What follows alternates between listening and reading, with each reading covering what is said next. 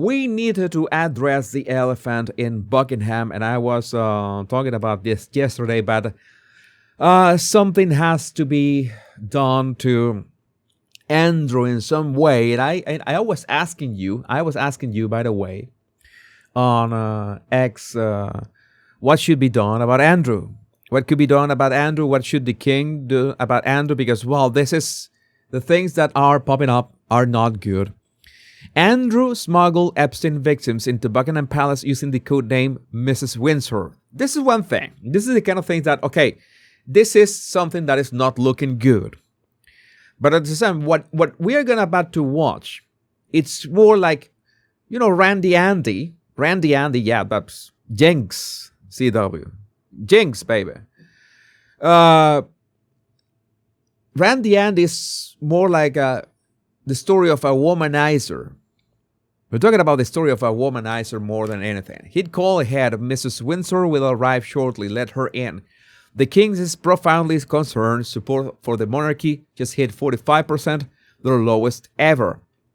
And again, people are trying to use Andrew Mountbatten Windsor for to take down the monarchy in some way. That's going to be a bit difficult, because I think that the monarchy has been for hundreds of years, and they have had some scandals already. So I don't think that Randy Andy is going to be the downfall of the monarchy, but it's not a good optics, of course. It's not good optics. Ghislaine Maxwell emails to set up a trip for Prince Andrew in Peru, or Andrew.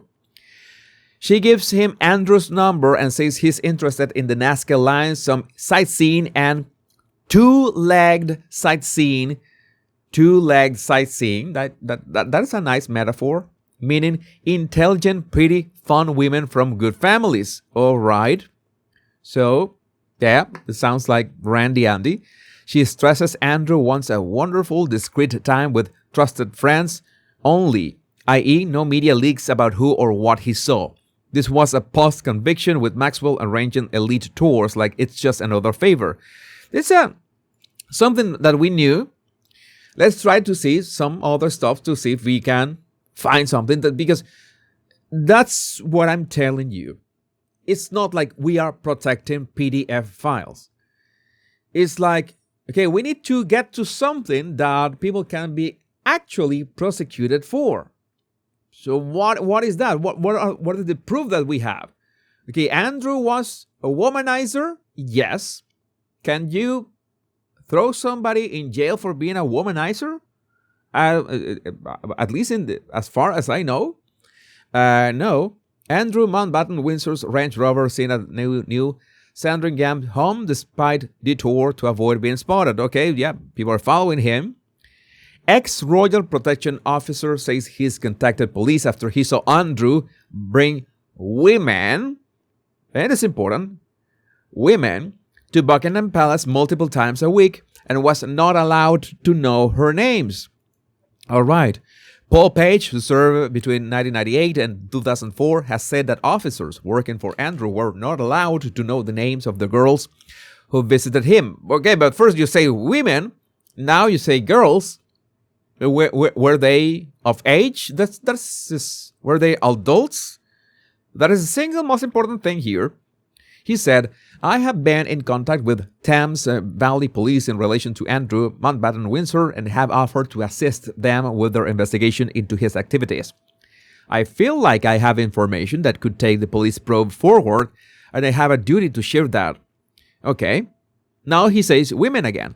He added, with Andrew's women, multiple times a week, we were just told not to question it. We weren't allowed to know the names. We didn't ask because the bottom line is, because of fear, we didn't want to get booted off our post. One of the ongoing jokes was that Andrew should have a revolving door in his bedroom because of the number of women that were coming in and out. Well, this reminds me like Lemmy Kilminster, frontman of Motorhead. I think that he claimed that he slept with more than 80,000 women over all his life, something like that. 80,000 women. I think that is what Lemmy said. Rest in peace. Uh, there's a lot of women. So that again, this is the kind of things that was he breaking any laws? No. Was this morally right? I don't think so. This is a bit let's say extreme.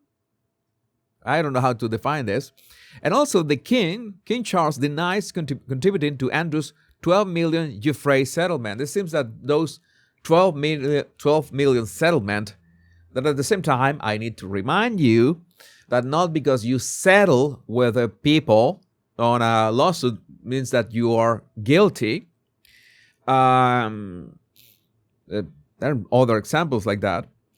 But it was reported that it was between the Queen, the King, and some other royals that they had, gathered this amount. And the King says that, no, I did not put any sort of money for Andrew. They're saying this, disturbing code word Andrew allegedly used to lure young women. Now it says young women. My question is, how young? Are we talking about 19 years old? 18 years old? More than Simmons from Kiss. Oh my God. Simmons from Kiss is also, yeah, those were wild. Those were wild. But remember that Simmons, at least he was married at some point. He had a couple of wives. Lemmy never married. So it was every concert night, just go for it. So again, let's play this video, see what they say. Sources claim disgraced Andrew used a chilling code word to force Buckingham Palace staff to let girls in. Emails released in the US show several women entered the palace with the former prince's permission after being supplied by his pedo pal Jeffrey Epstein. They included a Romanian model and another from Russia, both treated to a private dinner while the Queen was away in Balmoral. Andrew is thought to have told them, "Mrs. Windsor will arrive shortly, please let her in and show her up." Staff say Andrew would call the duty office and demand these guests be let in through out-of-sight entrances with little to no security clearance, simply because of his status. While royal protection officers it's good to be king, or at least, king adjacent. reportedly hated the assignment, sources say the practice was common knowledge among courtiers who felt powerless to Okay, some of you are asking a question that has been answered a couple times. I don't remember the exact answer right now. Age of consent in the UK. 16. And that is the thing. In the UK, the age of consent is 16. Anyone aged 16 or over, regardless of gender or sexuality, can legally consent to sex. There are exceptions to this rule. It is illegal for anyone in a position of trust to have sexual contact with anyone aged 17 or under who is in their care. But essentially 16 is the legal age of consent. But as many people have pointed out, and I'm going to point out myself, yes, it is creepy, to say the least, that 30-something, 40-something is going to go for a 16-year-old for, stuff. Yeah, it's could be legal, yes. Could be morally, I don't know. I don't know. It's so many ways that we can define it. Wrong, yes, as well. So again, it doesn't have to be illegal to be wrong. Then yeah, you will be judged by it anyway. You will be judged by it anyway. And so we have this, the song, by the way, and the girl flown to UK on Epstein's Lolita Express. It seems that she was flown to the UK, but one. It seems that one is like just one, and the girl. Weren't there many women? And then we have to go back to this picture. And we need to address this because, again, we need to have clear thinking about what is going on. And we already noticed that, no, this is not a girl. This is a grown woman. We don't know what are the circumstances of this. But at the same time, people are saying that this is a victim because her face is redacted. And this is important. We need to make a distinction. And that is furthermore what we have been talking about, the Epstein files, which are a cluster F. are a mess. Because people are saying, okay, if your face is redacted, you're automatically a victim. Not exactly. Is that there are some, I was investigating about this, and it seems that non-parties, if you're in the Epstein files as a, like say, a bystander, okay, and there's absolutely no reason to think that you're not being investigated, or you're not a perpetrator, you're not involved in any sort of email, you just appear in a picture, and there's absolutely no context whatsoever anywhere of why are you appearing in that picture. Your identity is not of a perpetrator or a victim. Then the logical approach is to redact your face. Because imagine that in these parties, okay, these public parties, you hang out and your face appears in this Jeffrey Epstein parties. They could have been public. It's not like not every Jeffrey Epstein party was at the island, in private, in a secluded island. No, that didn't work like that. So imagine that your face appears in a photo in the Epstein files. Maybe Epstein isn't even in the picture, but your face appears in the Epstein files. You would be judged by public opinion, by the public, by the public, just for being in the Epstein files. And I think that nobody wants that. If you're not either, of course, if you're a victim, you are gonna be redacted. If you're a perpetrator and you're a public person, you're not gonna be redacted. If you're a perpetrator and you are under investigation, your face is going to be redacted as well. I mean, there's this legal background to this that maybe I'm not the expert that you're expecting for, but I can understand that there's some logic to this. So that's why people saying that this is automatically a victim because she's got her face redacted. That doesn't work like that. Creepy? Yes. She's a trafficked victim? We can't possibly know. But the fact that she's face is redacted is that she's either a victim, yes, but she could be just a bystander. That is the problem. Maybe not a problem, but that is the way that we need to approach truth, thinking, analysis of what we see out there. While the context, the undated pictures have, this is about this photo here. The undated pictures have no captions, but were released in a document of 100 pages of photographs and also appear to show Andrew touching the woman's abdomen. Another unidentified person's feet can be seen up on a table in the background. So while the context remains unknown, important, the context remains unknown, California Congressman Ted Lieu asked for the images to be shown at the House Judiciary Committee in Washington, D.C. yesterday. He made a claim about the woman being a sex trafficking victim while questioning U.S. Attorney General Pam Bondi over why Andrew has never been prosecuted. This is misleading. I am not defending Andrew. I am not defending Pam Bondi. I am not saying that Congressman Ted Lieu is wrong. I am just saying that this is misleading because you have a kind of Schrodinger's cat thing. This could be a victim, but could be a bystander at the same time.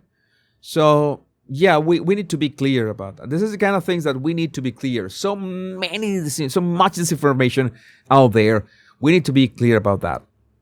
So, Pam Bondi, who was a bit combative yesterday, she said, "I'm sorry that we redacted the victim's face because you were following the congressional law, correct?" Ms. Bondi said yes. So Bondi said that she was a victim. I don't know if on the spot, but I don't think that Bondi can tell from the millions of files and pictures and everything on the spot, know exactly every single status of every single person in the files. At the same time, this is very notorious, okay? because it's Andrew, right? It's tied to the royal family. This is a international scandal, and Bundy saying the words that they redacted the victim's face, it's a bit concerning. Now, I'm going to tell you that there's one way that Andrew, the womanizer, can actually be in trouble. And this is some sort of insider trading. I think that this is way easier to get in trouble, to be prosecuted, to be a complete house of cards thing because of this. Andrew tasked Amanda Thirsk, his deputy private secretary, with obtaining an internal government memo in February 2010 about the Icelandic financial crisis. Soon after, he passed the note on to Jonathan Rowland, his close friend and the former chief executive of Bank Haviland, a bank that had bought assets from a failed Icelandic lender a year earlier. This is an actual financial trace. This is an actual money trace. This is something that you can trace, have records, everything. All these banks, all this has records. If this is proven, Andrew is in real trouble over this. This is something that is 100% verifiable. And no, it's not like, oh, this was by accident. I didn't know what I was doing. No, this is bad. I am not saying that the Epstein thing is not wrong. It's horrific indeed. But I'm saying that if anyone wants to bring down Andrew, and by extension the monarchy, I would start here, because you would have an actual financial records of this, and communications and timing and everything, which could be qualified as insider trading, which is illegal everywhere. Yeah, it's like, Margie, I was about to say this. They got Al Capone over taxes. So maybe being a womanizer, maybe hanging out with 17 years old is not going to be the fault of Andrew, but it's going to be this. I mean, I wouldn't be surprised. I wouldn't be surprised in the least. I asked the question, is there anything else that King Charles can do about Andrew at this point? I got some answers on my Royal Rogue account. Camellia, I don't think there is. It's for the criminal justice system to act now. Defenestrate, aside from banishing him from the royal family entirely and exiling him to live in another country, then no. Lucy, Charles can acknowledge the rape gangs and visit survivors in each council. For legal reasons, he should say nothing about Andrew. Yeah, that's complicated. Deirdre, it looks like King Charles has himself been complicit in covering up for AMW, Andrew Mountbatten Windsor, so he's got more important worries than what happens to his brother. Do you think that King Charles have been covering up? Because at the same time, people are saying that the Queen was looking for to the other way. Her late Majesty, Queen Elizabeth II. That is another thing. But I don't want to address the Queen right now. I already said that the Queen popping up in the Epstein files, I don't think that that should be addressed. I made a video about that as well. And this answer from Kettlemod, shout out to Kettlemod, Trebuchet, I think that this is the most eloquent and most accurate answer so far. This is what the king should do with Andrew. Trebuchet, a couple things before we say goodbye. Sarah Ferguson once faced criminal charges in Turkey for secretly filming orphan children. Oh, this was a document that she was filming, and, well, she didn't ask permission, so what? All right, and maybe Sarah Ferguson is going to be writing a book, because, well, when it comes to, milking something for money, memoir is always the way to go. Maybe I should write my own memoirs at some point, but I would like to know what you think about this in the comments. My name is Jesus Enrique Rosas. I'm the Royal Rogue. Much love.